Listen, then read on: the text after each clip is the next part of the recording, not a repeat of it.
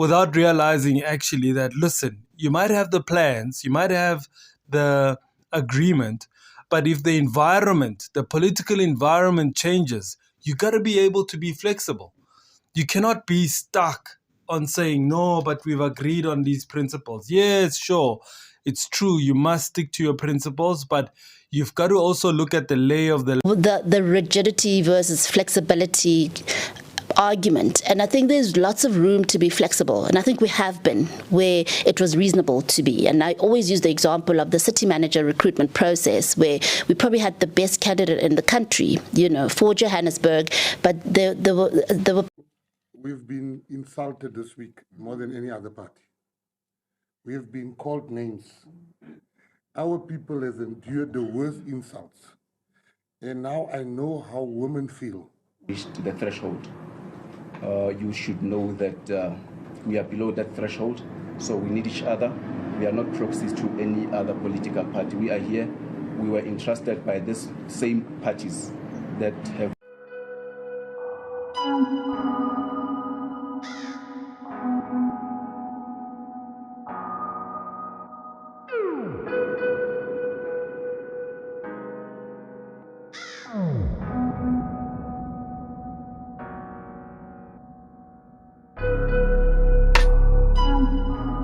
What's going on, free riders? Welcome to it, man. This is the Free Ride Podcast, and of course this episode is the unfiltered truths. And of course this is where I get to speak about politics and give my own political opinion. And of course this week I'm looking at the week before, all right? What went down, okay? So firstly, my last episode, thank you very much for all of you who watched it and liked it. I really appreciate your feedback and your comments. And let me tell you, following last week's march to Lutuli House by the Democratic Alliance, I posted something there and said, Hore, where is Mpho Phalatse? Why is Mpho Phalatse not at the start of the march to receive the leadership of the ANC, of the DA, and the leadership of the DA in other provinces, provincial leaders and other metro leaders, metro mayors? So she wasn't there at the start, but she was there towards the end when they got outside, not far from Lutuli House, when they could not get to Lutuli House. They stopped at the Bears No Deer Square, and I looked at it and I said, Hore, but she looks a bit uneasy. And I remember posted on my social media that she looks a bit uneasy because on Thursday she's going to face a motion of no confidence. But then again, I also said, Hore, the DA is setting her up for failure because why? She has intentions to become the leader of the DA. So she wants to contest John Steenhuisen. I mean, she could have just looked at their history books and said, Hore, what happened to Musi Maimane? What happened to Lindiwe Mazibuko? What happened to Herman Mashaba? What happened to so many others who were there before her? But now she wants to go and contest John. With less than... So now we're on the 31st of January. The Congress of the DA is going to be in April at Gallagher Estates. So she just launched her campaign yesterday. She had a press conference. So I'm going to take you back last week. She went around, did a couple of interviews. A few media houses had a look at it. I've heard the likes of Bongani Mbingwa together with Clement talking about the possibility of retaining this and what it would mean for her if she does continue being the mayor and going to contest in the DAs for the leadership position. But of course, the guys did not get it right. And also, I want us to look at her interview when she went to Sizwe Mpofu Walsh podcast. She went there to go and speak about holding this coalition together. So I'm going to take you through a build-up, what everybody has said, what happened, how the voting came about. So I'll take you through that process. So this unfiltered truth is taking a look at Johannesburg and the new mayor who has just been elected in the city of Johannesburg, and that's Councillor Thapelo Amad. And of course, he is from Al Jamaa. He's an imam, and I'll talk about him later on the show. So let's do this, man. Boom! Experience. She needs to hold that coalition together. There have been all sorts of threats, but it looks like now that is all stabilizing. They seem to have been able to bring the patriotic alliance back on board, and so that seems stable. And so for now, she needs the executive experience. She needs to be able to say, I was mayor of a major metropolitan area. I was able to hold together a fragile coalition. And let's see where that leads her to in the next election cycle. There's obviously, of course, conversations about whether or not the ANC can hang on to the province. So I think it's a number of steps up. I'm not convinced, and not that I don't think she's capable, by the way, of leading the DA. I just don't know if within the party itself they are ready for a leader like Mpho Phalatse. So I would rather get on with it, work quietly. If that's what she wants to do, if she's got ambitions around that, keep Johannesburg stable as a metro, see if perhaps there's a play to be made in the next 18 months for province, and then take it from there. I think what you're trying to achieve, if you're trying to arrest the DA's decline, I think you need to make changes at the top leadership. Yeah, but we know the DA is not ready for that. But are South Africans ready for the DA to continue where it is, for the DA to survive? That's a question the DA needs to contend with. And I think we know that. I mean, when you listen to people who call you and they tell you about the kind of the DA that it is now and how they feel about it, do you think those are the kind of people that will still vote for the DA with John Steenhuisen at the helm? And I think that Mpho Phalatse can still be the Johannesburg mayor. I mean, Helen Zille was leader and premier. You can still be the Johannesburg mayor, and that gives you the benefit of sitting at the top table where there are coalition discussions that are being had, as opposed to you are being instructed on what you've got to follow. Now you are part of the decision-making team. I think it's too soon, and I don't think I think the DA needs to understand the consequence of its current trajectory for them to be able to say, hang on, maybe we're not getting it right. I think they are still convinced that they're on the right path. So we'll be opening up to the listeners. I'm sure they've got different views to yours and mine. That's going to be on the 702 Open Live. Can you help us understand as well how the coalition itself broke apart in Joburg, the coalition that you led? Again, I think sometimes politicians are better political analysts than we who claim to be political analysts. And we had Bongani Baloyi of Action SA on the show last week, and he was saying that, look, maybe the coalition was a bit too rigid around certain questions. He thinks the coalition underestimated Colleen Makubela. He thinks there should have been more flexibility, and he thinks that the coalition could have survived if there was a little bit more flexibility. Do you agree with that, or do you think that maybe you stood on principle, rightly? I do think we stood on principle rightly. I don't think that you can enter into a marriage without a marriage contract. I think that would be very dangerous. And if you have a marriage contract, I think you need to stick to it, And so I don't think that I get the rigidity versus flexibility argument, and I think there's lots of room to be flexible, and I think we have been where it was reasonable to be. And I always use the example of the city manager recruitment process, where we probably had the best candidate in the country, for Johannesburg, but there were coalition partners who were not happy in Johannesburg about this person being the city manager because of things that were not necessarily true. They thought he's from Cape Town, he must be DA, and so on and so forth, and it was completely false. But these were perceptions, and perceptions needed to be managed to a point of even compromising and letting go of the candidate and allowing Tshwane to bring them on board. That's flexibility, because legally we could have gone ahead. I know there were issues about, but you met with the candidate, and even that we got a legal opinion that actually there was nothing wrong that happened there. Now, but does flexibility mean that you completely ignore provisions of a coalition agreement, in a crisis situation where you're under tremendous pressure? You don't have the luxury of time to think your decision through, think about its impact on the rest of the country, where you may have relationships. We've got relationships with the IFP in KZN, as an example. It's not a simple, straight line type decision. And I respect that the coalition agreement has provision for a review. Sure. And the idea was that we should come back to the drawing board and say, okay, what's working, what isn't working, what tweaks do we need to make going forward? And the Democratic Alliance believed that would be an opportune time to have those discussions, and not in a crisis situation where we've just lost the speaker and we have to now replace the speaker. The Democratic Alliance felt, let's stick to what's in the coalition agreement, and as per the agreement, the speaker position belonged to the Democratic Alliance.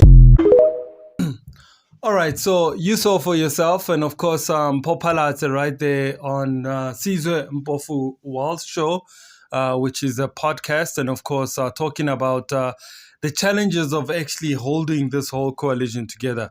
And of course, she, is talking from a liberal point of view. No, we've got this coalition agreement, and this is what we agreed on, and these are the terms. We cannot go back and forth and try and change the terms without realizing actually that, listen, you might have the plans, you might have the agreement, but if the environment, the political environment changes, you got to be able to be flexible. You cannot be stuck on saying, no, but we've agreed on these principles. Yes, sure, it's true, you must stick to your principles, but you've got to also look at the lay of the land and say, what is it looking like? Firstly, you could see that the PA was not interested, because the PA had shown its colors that coming from the second, because Mpho survived 2 motions. So on these 2 motions, you find that the second one, in fact, the PA had voted with the ANC, and therefore Mpho went and took it to court.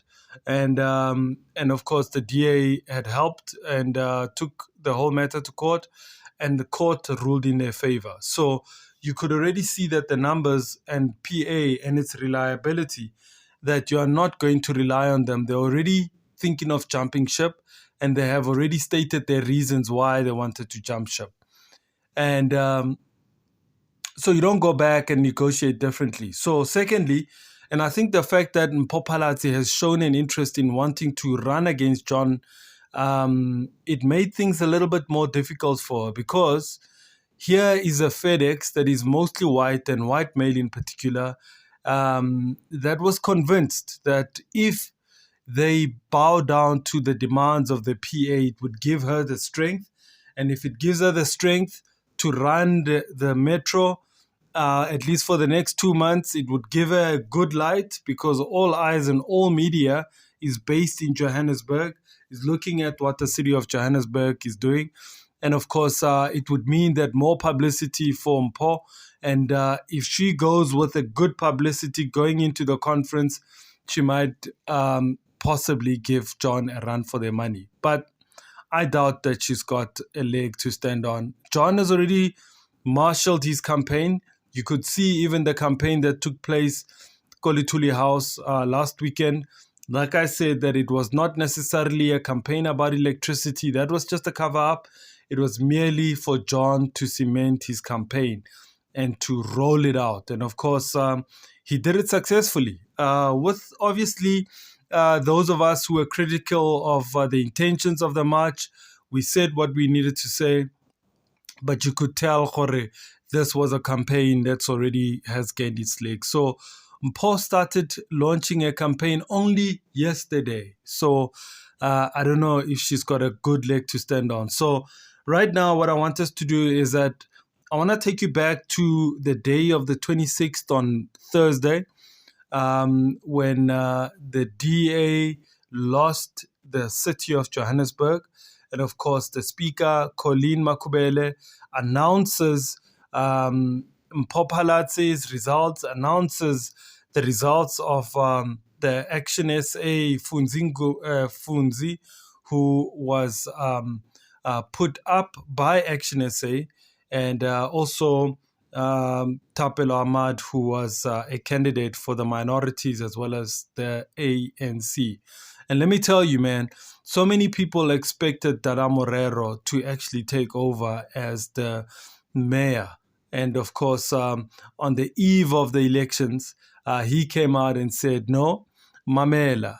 And of course, you can check it out right here. He posted saying, actually, it wasn't his post. It was on social media, EWN to be exact, interviewed him, and he said, no, he's not going to be available for election, and that this is a temporary arrangement, and that because of the negotiations with the EFF about Ekurhuleni, that the election of the current mayor is going to be temporary, so that a motion of no confidence go Ekurhuleni, the removal of the mayor, the speaker, and the chair of chairs in Ekurhuleni, and then the new leadership to be elected, and then the changes can then take place around Johannesburg. So it's like a monopoly is taking place around these three metros. So we will see as the months progress that like you've seen now at Johannesburg, you'll see Ekurhuleni, you'll see Tshwane, and of course Mogale might be next. So the ANC, the EFF, the minorities are grouping together, trying to take power away from the DA. So for now, what I want us to look at is that announcement by the speaker.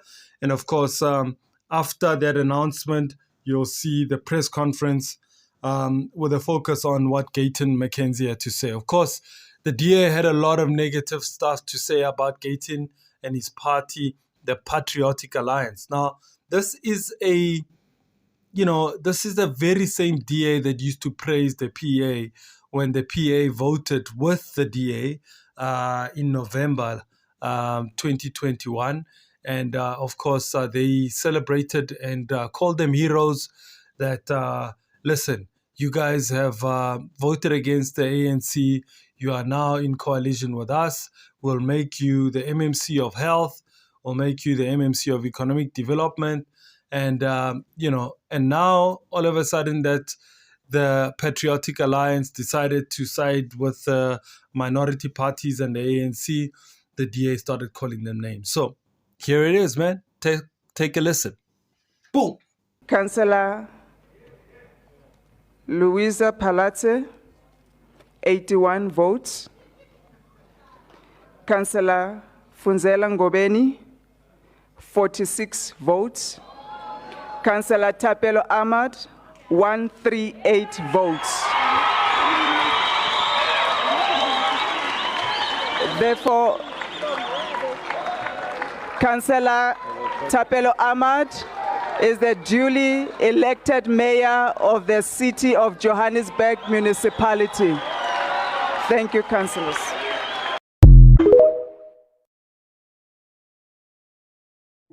We've been insulted this week more than any other party. We have been called names. Our people has endured the worst insults. And now I know how women feel when they don't want a man. And that man talks bad about them because they don't want him. We don't want the DA. Now they're telling us how bad we were, how bad we are. The Democratic Alliance, and I want to mention them by name. Journalists, follow the advice of the Premier. Read the report. It is the most corrupt party in the history of parties in South Africa. Because they are the ones that call people corrupt. Go and see the track record and Google it. The people in Google it too get bitten by rats. Go see the track record in Langa, in Menenberg, in Mitchell's Plain. And they still have the audacity to say it's the best run city. So I'm saying to you, as journalists today, they can call the PA every name under the sun. I want you to know, if you go and check every coalition in South Africa, the ANC mostly know how to be a good coalition partner. Go and see all the coalitions that crumble. It is always where the DA is, because they come with that white superiority complex, that entitlement. So, to Thapelo, I want to say they're going to insult you like they've insulted us. When we were voting the ANC out in this very same council, we were dubbed as heroes by the very same Democratic Alliance. They were dubbed for heroes. I was even given a sheep. Kom na my plaas toe. Kom na my plaas toe, ek gaan jou 'n skaap gee.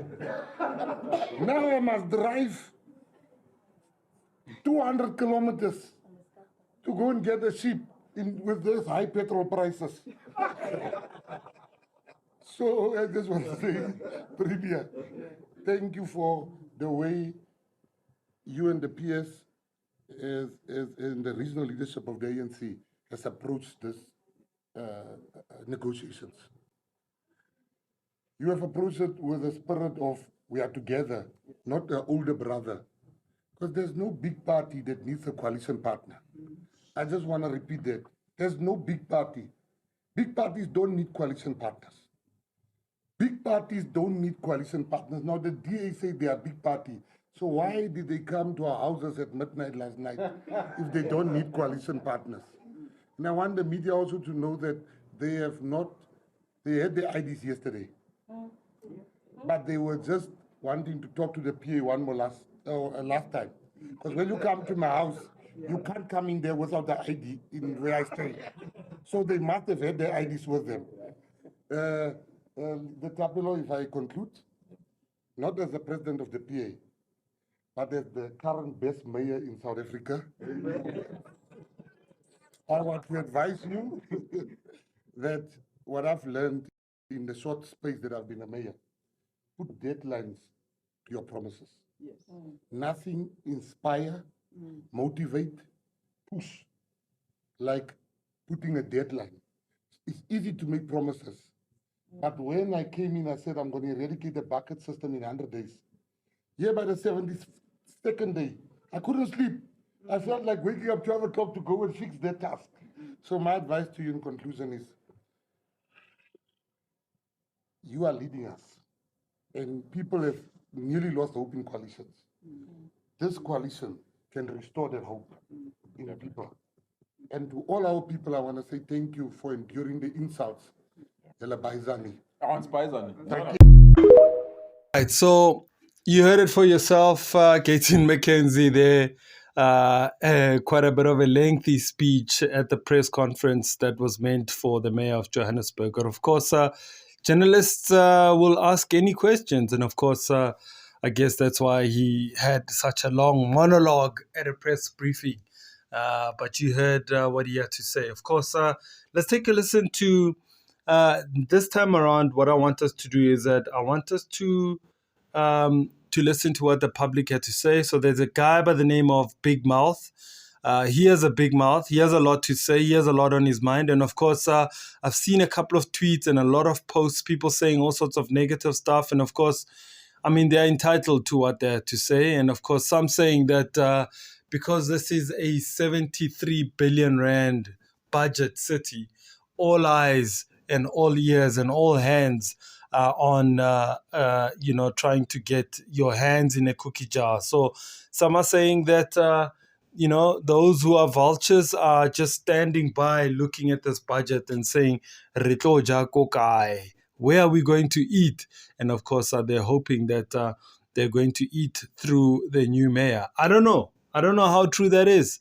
We'll have to see if the new mayor has some real steel balls to be able to say no to corruption and to be able to handle the corruption that takes place in the municipality of Johannesburg. And of course, clean it up, fix it up. But before we get to hear from the mayor, I want us to listen to what the public had to say. And firstly, what I want to do is I want to play you something from Big Mouth, and then a quick video from Mpho Phalatse because she had lost and what she had to say about conceding to a loss.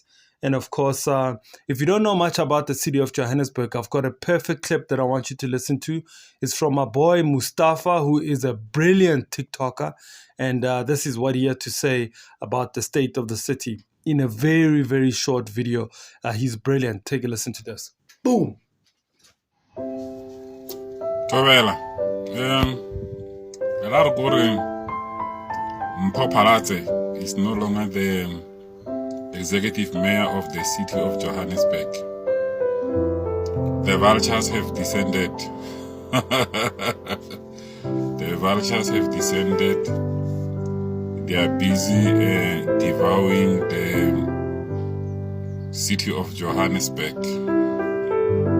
So, I don't know.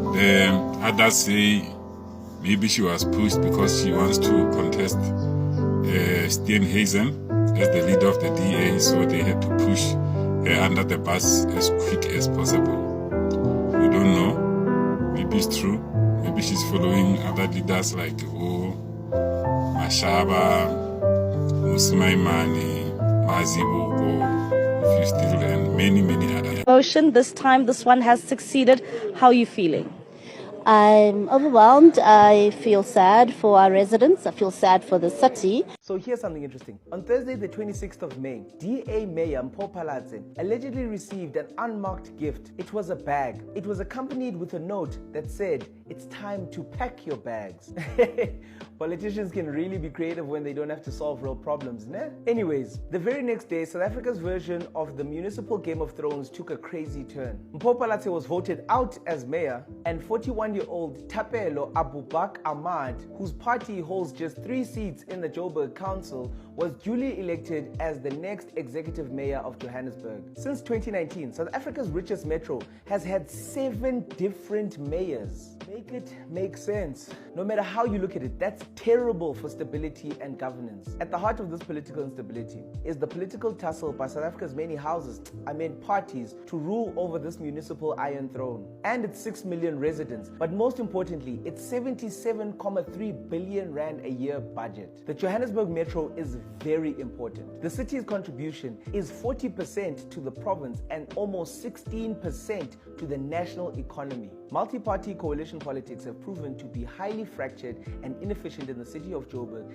as well as in many other metros around South Africa. And the people that have suffered the most from all of this has been us, the citizens, and not the Blue Light Brigade. Truly, honestly, we in Johannesburg deserve different. But I guess, aluta continua. All right. I hope now, after listening to Mustafa, you sort of get a sense of what the city of Johannesburg looks like.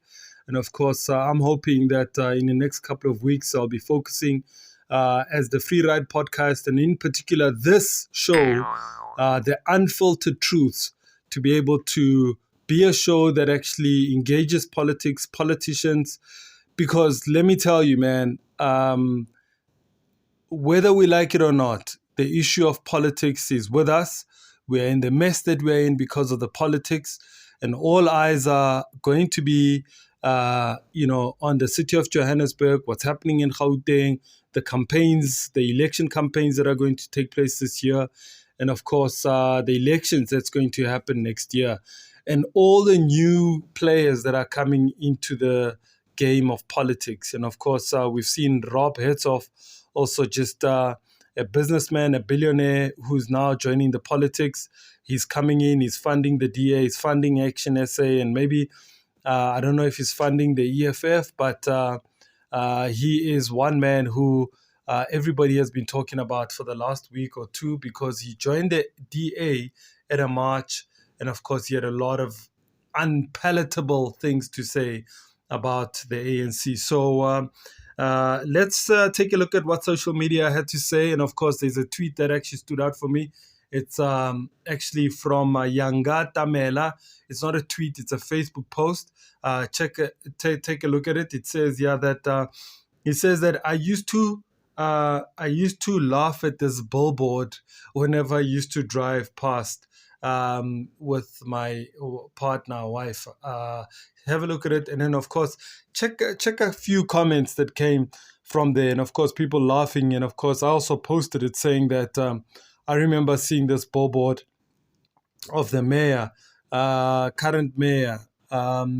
There's one on Deckers just before you get on to UJ. It was on the right-hand side. If you go right, you go towards Westbury. If you go left, you go towards UJ. If you go straight, you go into town. It's on the corner. And it was a big billboard that stood there for a very long time. I haven't seen it in a while, but the one that I'm showing you now, you'll see my post as well. And have a look at the comments, what people had to say. No one believed it. No one believed him. No one believed that it was possible that a mayor from Al Jamaa would one day take the seat of government. And of course, I salute Thapelo Amad for his resilience and of course his hard work. And Lady Luck fell on his lap, but of course it's not just luck, it's all the negotiations that had to happen behind the scenes.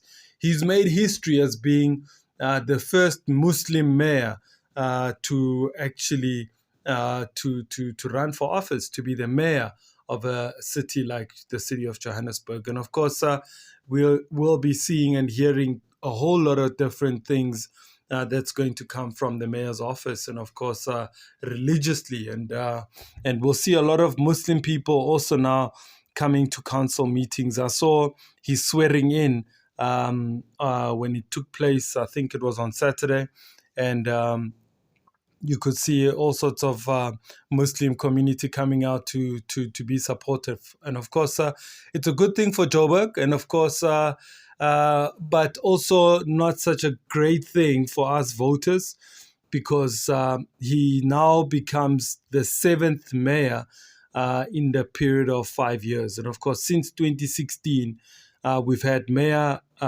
you'll see the list now, we've had mayor in 2016, Herman Mashaba, who was then replaced by Mayor Jeff Makubo, who was then who passed away, unfortunately, replaced by Jolly D. Matongo, who also unfortunately passed away.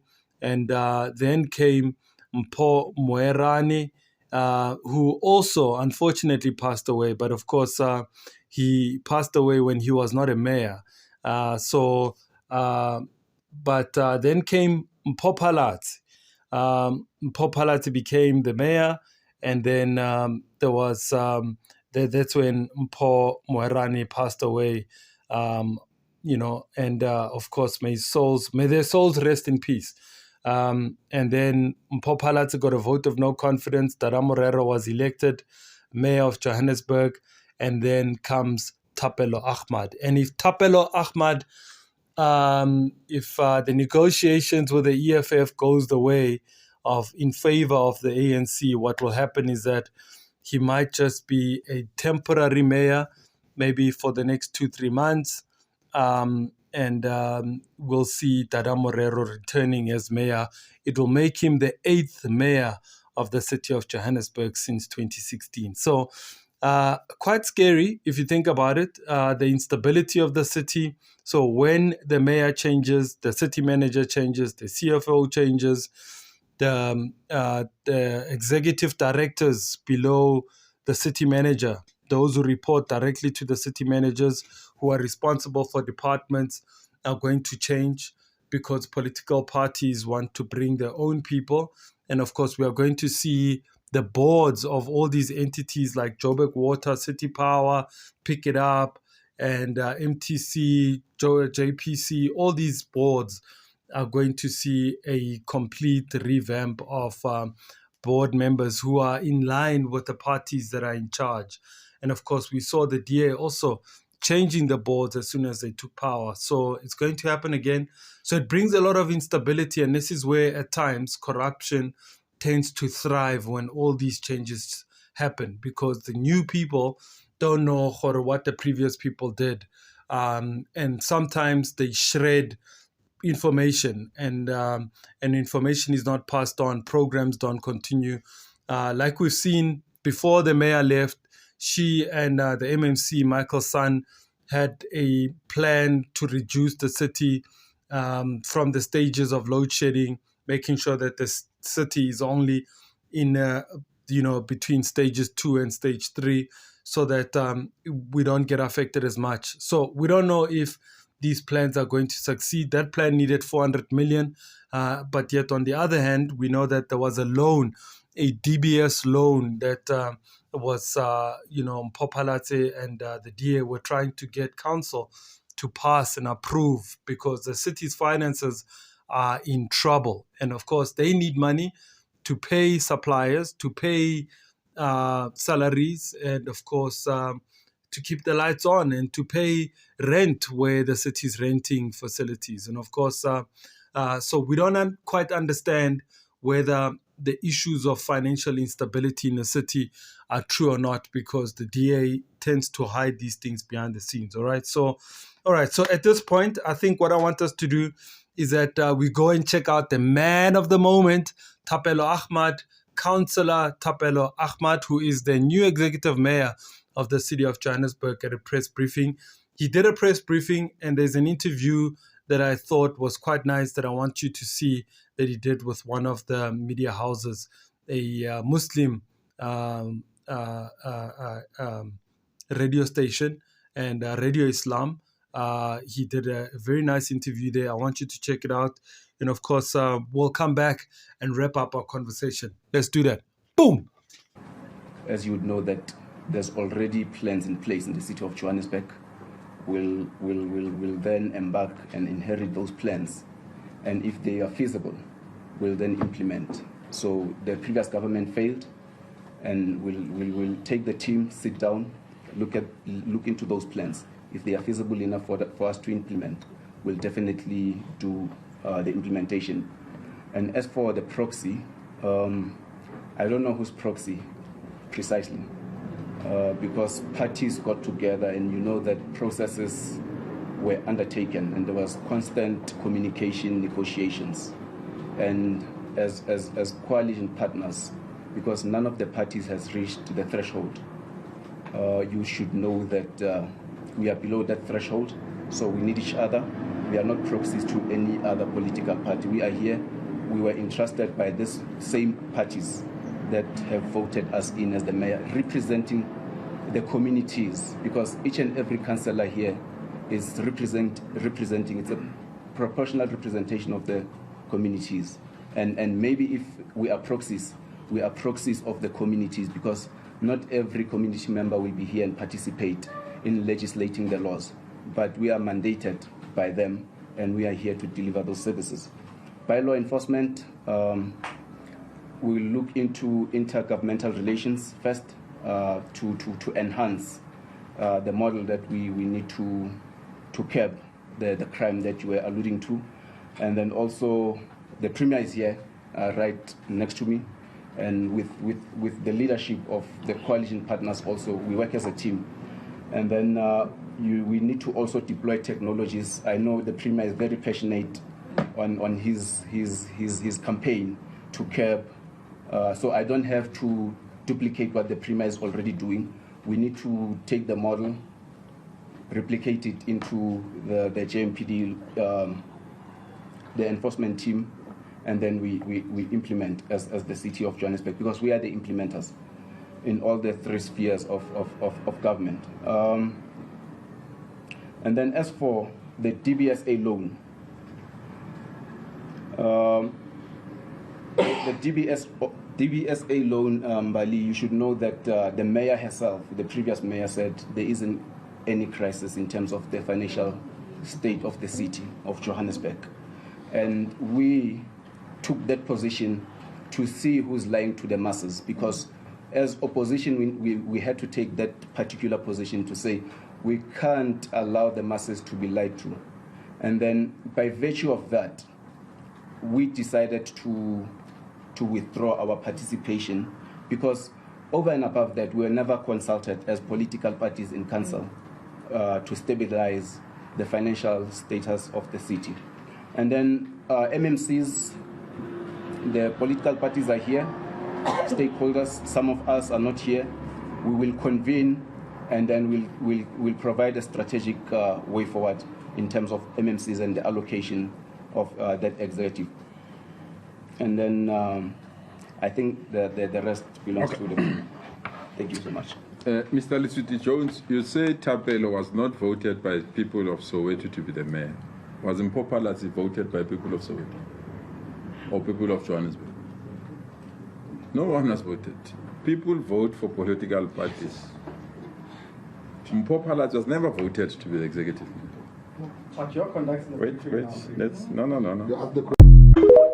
No. So when I first went for my Hajj, I was telling my colleague Imran that I think at some point I made a special dua. But I can see that dua is materializing now. So yeah, mashallah kana wa ma lam yasha lam yakun. It's now 9:45 Central African Time. You are listening to Sabah al-Muslim on Radio Islam International.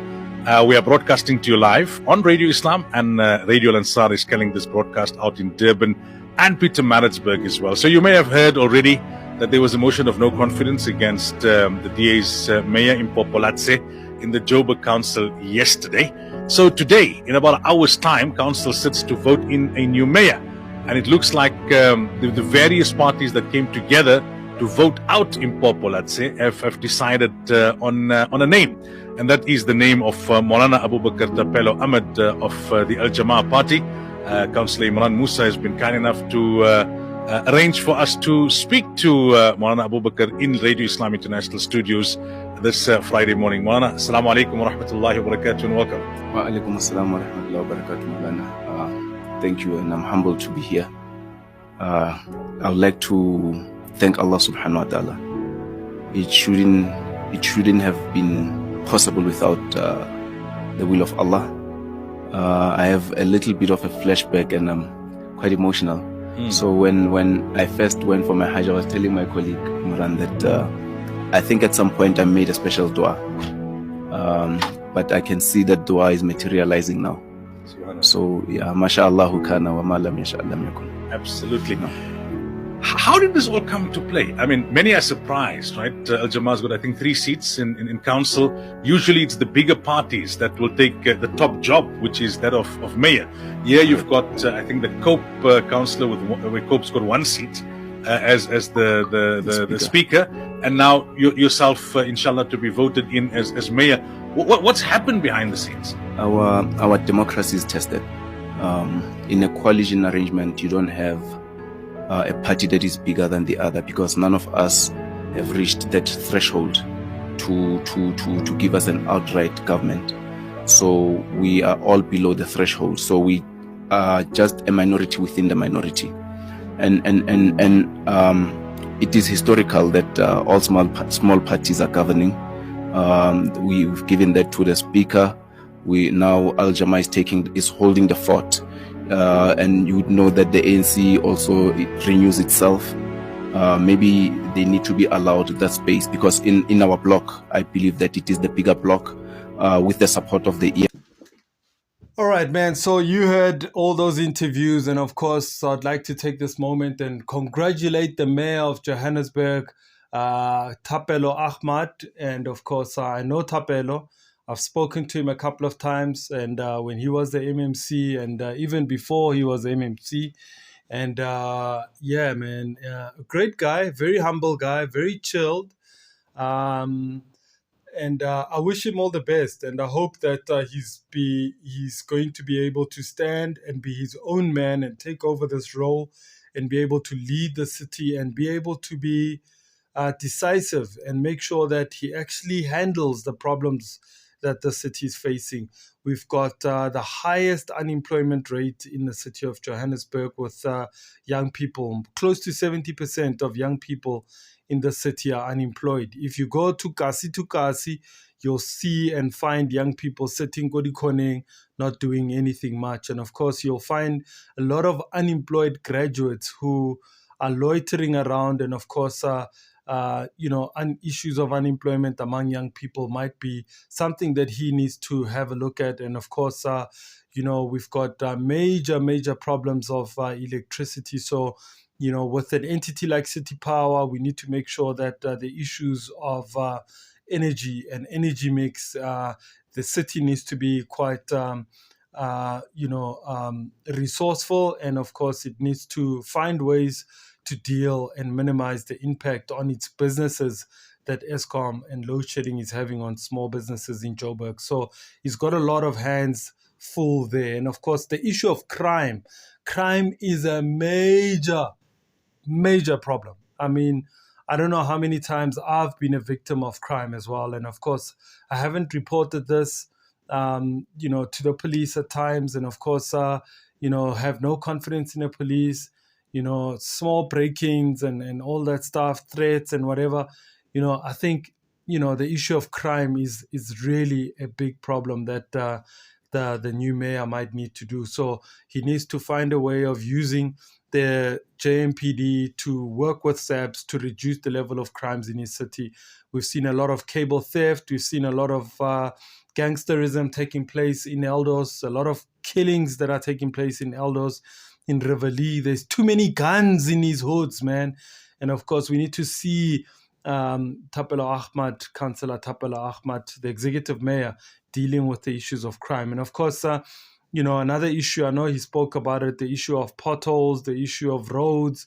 That's another factor, because if the roads are messed up, it affects businesses, small businesses, those that are transporting goods. Transportation of goods then becomes a little bit more expensive.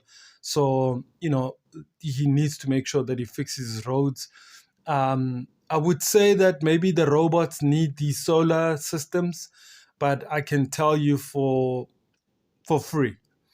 As much as they steal cables ko di robotong, you'll find hore ba tlhatlhamolotse roboto, it's on the ground. Ha ro checka ka mo gare ga pale, all the wiring is gone from a robot, or it's the street lights that have the light is gone itself, the cables inside the street light are also gone.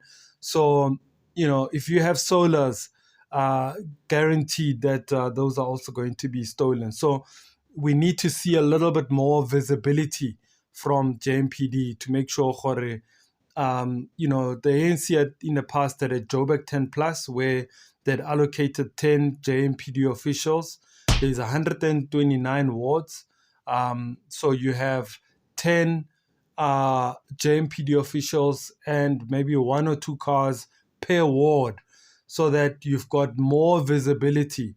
And I'm not saying visibility mo eleng hore JMPD ba iphitlhile ka mo tlase ga setlhare, they're hiding under the tree, they're trying to catch you out as a motorist, or the roadblocks fela. They must be able to monitor open spaces and spaces that are mostly high spots for vandalism, so we know gore ke ko kae ko eleng gore they steal the most cables, where they break down these electricity meter boxes. So we need more visibility around those areas. So it's the solar issues on the street lights and on the traffic lights. I don't think it's gonna work. I think those are gonna be stolen as soon as they've been installed. They're going to be stolen. I hear Mayor Jordan Lewis from Cape Town. He's doing that. I don't know how they are policing it, so I'd love to have a look at that and see how it goes. All right, man. So I think the last 2 videos that I want to play for you, in fact, the last one that I want to play for you is the announcement by Julius Malema, who is threatening us ka a national shutdown, right? Look, I mean, I'm all for rights. Everybody must have their rights to protest, rights to have a freedom of speech and all of that. I mean, I think I'm exercising my right to a small extent by having this podcast, but I think in the main, we have very little freedom of speech, if you know what I'm saying. But nonetheless, Julius Malema rides on his rights and says that they are going to cause a country to come to a standstill.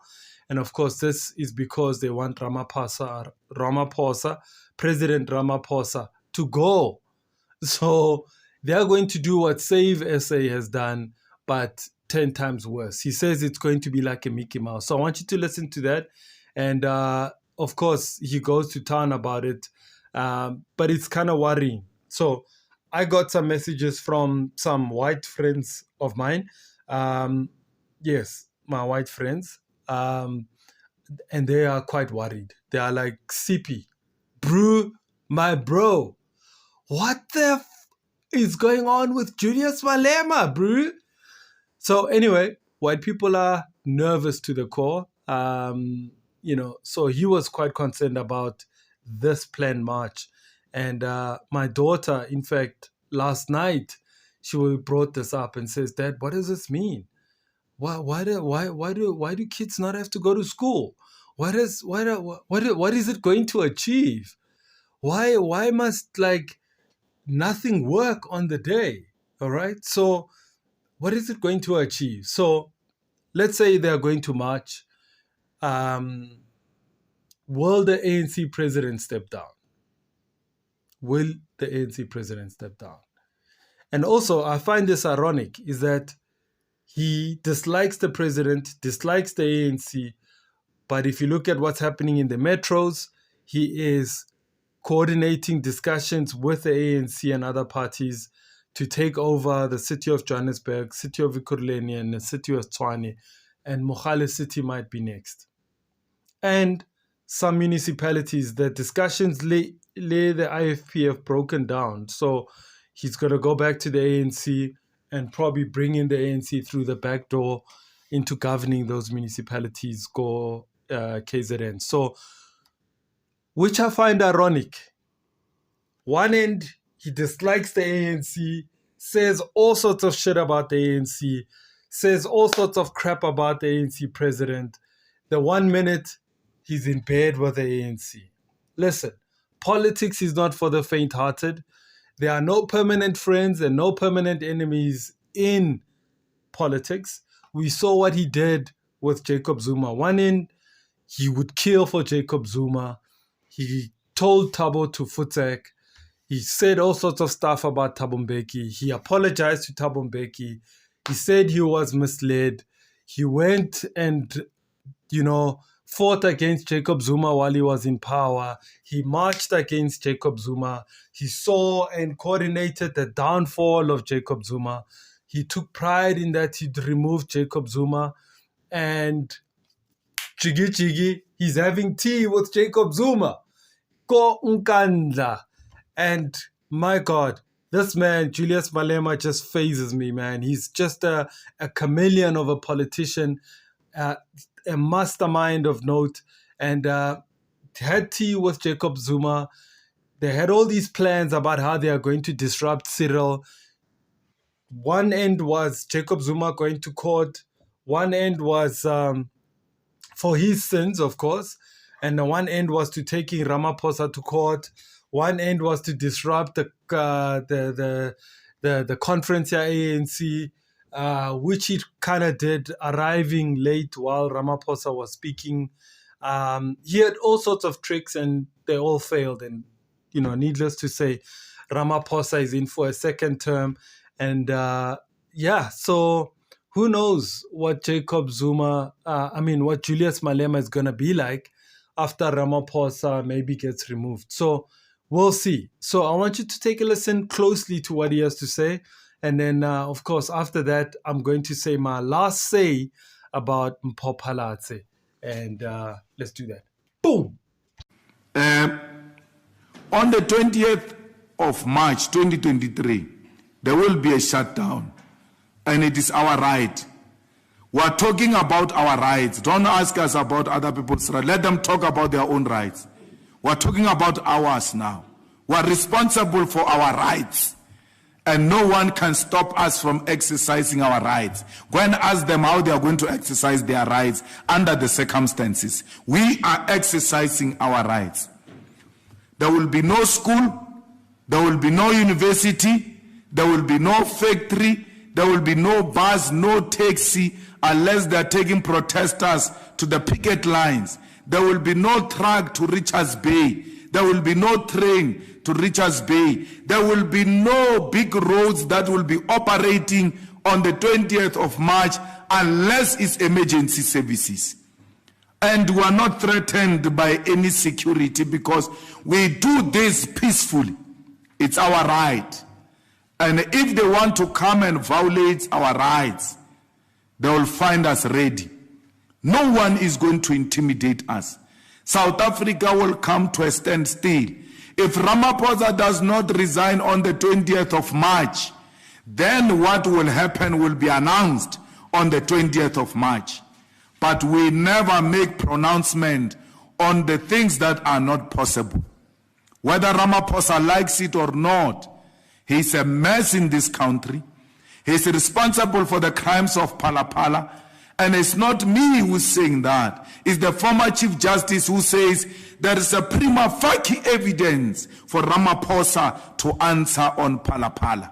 Why would you want to continue as a president after being found with dollars that are not declared to Reserve Bank and SARS? Why would you want? I asked Ramaphosa, I'm not speaking to you here because Ramaphosa is not here. When he called a meeting of political parties, everybody said this state has failed. And I said to him, everybody, including the ANC in this meeting, said the ESCOM has failed, the state has failed. They mean you, because you are the presider of this failure. Why do you want to continue as a president?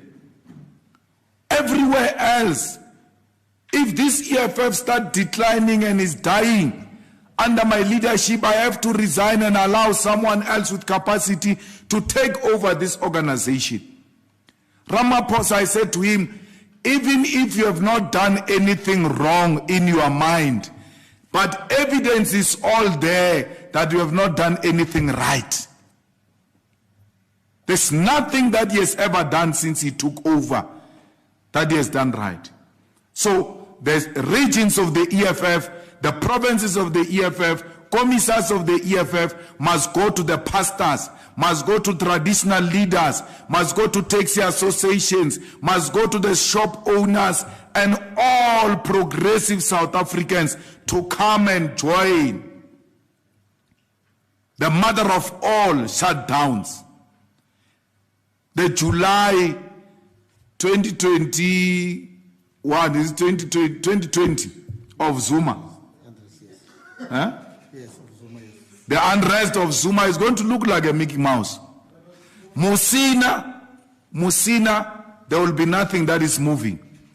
From Musina to Cape Town, nothing will move except ambulances and hospitals, doctors and nurses and police, only emergency services. And emergency services include you, who's asking about people's rights. You will be covering nicely the protest of the EFF on that day. We are unstoppable. South Africa has been waiting for too long. We are mobilizing every corner of our country. That is the beginning of bringing down the ANC and Ramaphosa. 20 March 2023 is a freedom day. Our freedom that was stolen by the criminals of the ANC shall be returned to the people of South Africa on the 20th of March 2023. Everywhere else we meet, progressive unions and all progressive professionals, we must all remind each other that freedom is coming on the 20th of March 2023. We are going to switch on the lights of South Africa because we are going to remove a man who switches off the lights of South Africa. Thank you very much. All right, man. So you heard it for yourself. And of course, Julius Malema right there threatening us about the march that is going to happen in March. And of course, the mother of all marches. And so it's going to be an interesting one to look out for, especially the build up towards the march. And we'll see how that progresses. All right. So we've come to the end of our Free Ride podcast. And of course, this has been the unfiltered truth. The last thing I want to talk about is wishing Mpho Phalatse all the best. I'm going to be watching her campaign very closely to see what transpires there. And I'll keep you informed as Free Riders to see, just to give you my thoughts about her campaign and how it's progressing. And of course, she's going up against John Vuligate, who has amassed a lot of support within the DA.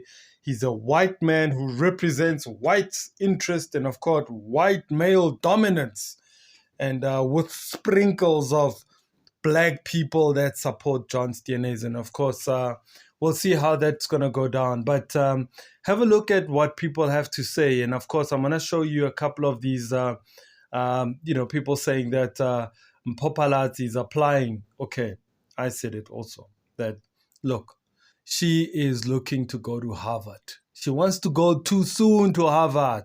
She must ask Lindy where. In fact, she must ask Lindy and have a coffee with Musi Maimane and have tea with Herman Mashaba and just speak about her possibilities here. I think she just took a lot of bad advice to go up against John Steenhuisen. And there's a message I want to show you from one of the MPs, and his name is Darren Bergman. And of course, he's a guy I used to know. I used to serve with him in council. And of course, he's written a long text about Mpho Phalatse's ambition, and I want you to have a look at it. And of course, he raised some fair points, and I think I couldn't disagree with him anymore. I think somebody whispered in the ears of Mpho Phalatse. In fact, I knew about this probably about 2 months ago, that Mpho Phalatse had ambitions to run against John. So this was in November. I heard from a good source that she had these intentions. I kept mum about it, because I wanted to see how the navigations are going about. And needless to say, yesterday she had a press briefing announcing that she is going to stand as leader of the DA. With less than 2 months to go, I don't know if she's got enough time to do it. She's got to convince delegates. So let's say there are 2,000 delegates that are coming to the conference. Now, she needs to make sure that she might win the black members or the black delegates' votes, but the white ones, I doubt it. The Afrikaner ones, I doubt it. John's got those in the bag. They are conservatives. They don't believe in where the DA was going under the direction of Musi. I doubt that they're going to want the DA to go in that direction. So, and I think what happened to Mpho Phalatse in Johannesburg might just fall on her lap, that she was unable to handle this coalition, and therefore it looks bad on her.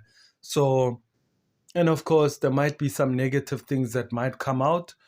We don't know how these people play politics. And of course, politics is a dirty game.